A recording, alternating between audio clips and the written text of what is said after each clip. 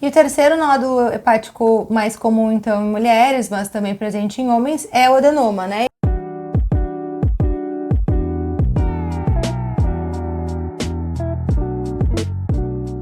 Ele é o mais raro dos três. O adenoma tem algumas questões muito específicas, especialmente clínicas. Por quê? Porque ele é um nódulo dependente do uso de hormônios, né? Então, o uso de estrogênio, principalmente testosterona, ele é o alimento, o fermento que aumenta o adenoma ou que faz surgirem lesões de adenoma.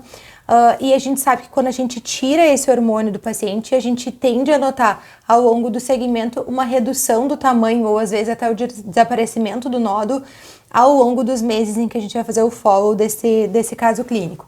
Então, além disso, o adenoma ele pode ser submetido a uma transformação maligna, especialmente um tipo específico do adenoma, que é o beta-catenina ativado, e justamente por ter um risco de transformação maligna e ter um risco aumentado de sangramento, a gente costuma dizer, né, que o adenoma é um nódulo benigno que pode ter um comportamento mais maligno.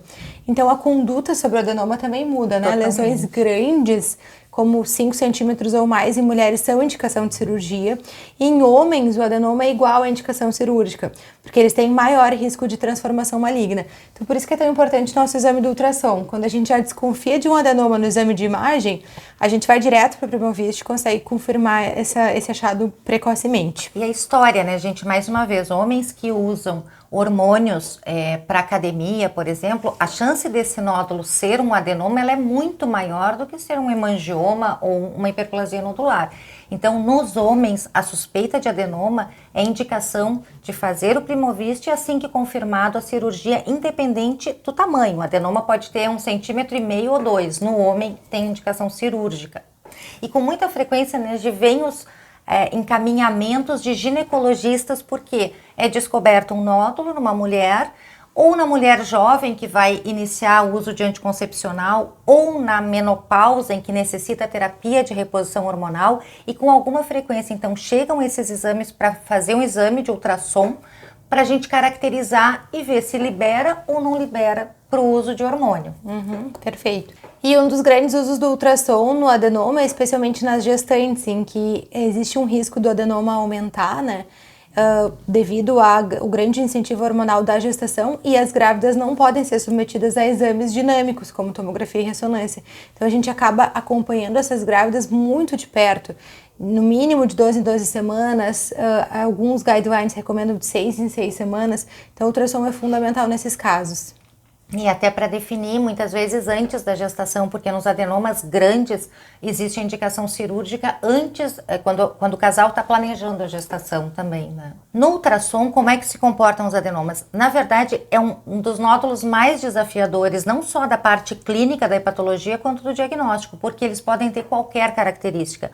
O adenoma ele pode ter gordura dentro, então isso faz com que tenham áreas ecogênicas, ou pode ser um nódulo totalmente ecogênico, como é o hemangioma. Pode ser um nódulo hipoecogênico, e quanto maior, mais heterogêneo vai ser esse nódulo.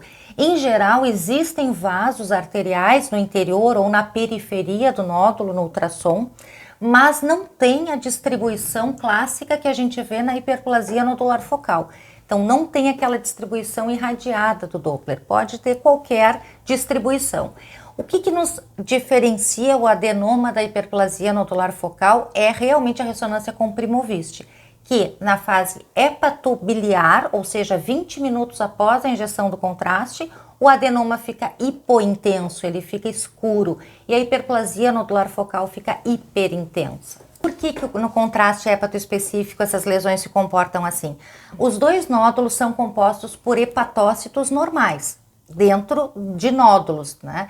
Só que na fase hepatobiliar, por que a hiperplasia nodular focal fica hiperintensa? Porque ela tem também dentro do nódulo ductos biliares, porque a gente costuma dizer que é fígado dentro de um fígado, né? Um nódulo de hepatócito e ductos biliares dentro do parênquima hepático. Como na fase hepatobiliar o contraste sai pelos ductos biliares, na hiperplasia nodular esses ductos eles estão desconectados da árvore biliar normal, mas eles existem, então a lesão fica branca.